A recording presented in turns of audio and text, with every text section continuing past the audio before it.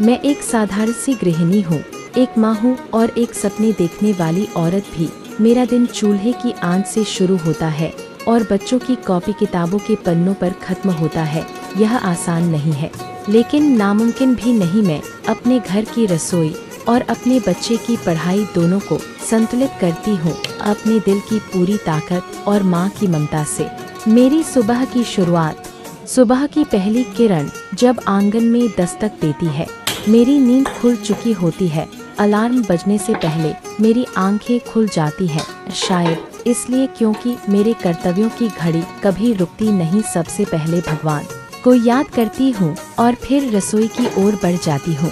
मैं चाय बनाती हूँ, पति के टिफिन की तैयारी करती हूँ, बच्चों का नाश्ता सोचती हूँ। रसोई मेरी दुनिया है, लेकिन वहाँ सिर्फ खाना नहीं पकता, वहाँ पूरे घर की ऊर्जा तैयार होती है।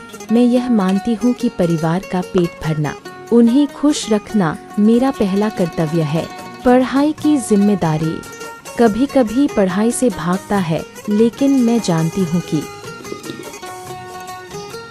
रसोई सिर्फ एक कमरा नहीं, एक जंग का मैदान है, जहाँ रोज कुछ नया बनाना, सबकी पसंद का ध्यान रखना, गैस का बजट संभालना और स्वाद भी बनाए रखना होता है। हर दिन की योजना में सुबह ही बना लेती हूँ, आज क्या पकाना है, कौन सी सब्जी है, किस चीज की कमी है। अगर दाल नहीं है तो मैं मूंगफली की चटनी से काम चला लेती हूँ। अगर सब्जियाँ कम है तो आलू की सब्जी से कुछ नया बना देती हूँ। मैंने रसोई को खर्च नहीं, एक रचनात्मक कला मान लिया है।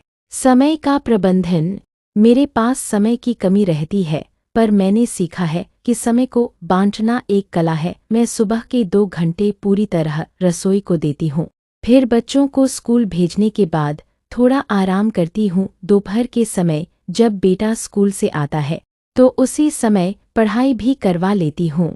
रात को जब सब सो जाते हैं, मैं अगले दिन के लिए योजना बनाती हूँ। ये समय मेरा खुद के लिए होता है। मैं मन ही मन अपनी गलतियाँ गिनती हूँ और अगले दिन उन्हें सुधारने की कोशिश करती हूँ।